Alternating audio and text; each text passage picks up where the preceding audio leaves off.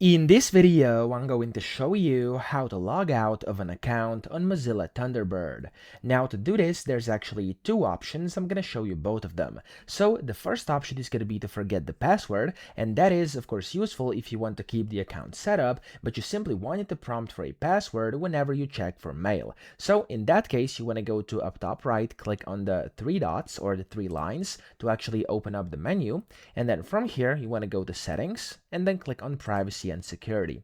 Then you want to scroll down to passwords and click on save the passwords. What you want to do in here is locate the specific email account. So in my case, it would be these over here, which are at mailbox.org over here.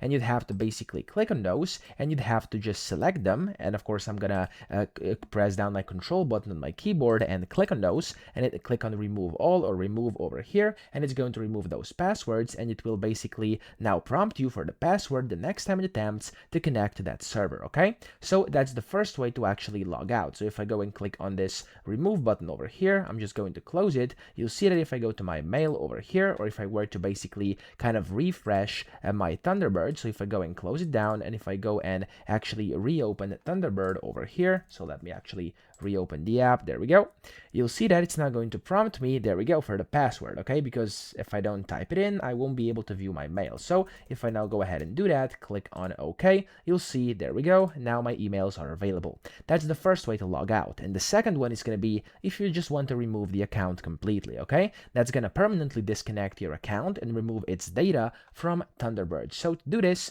go to the top right again, three lines, click on it, and now click on account settings.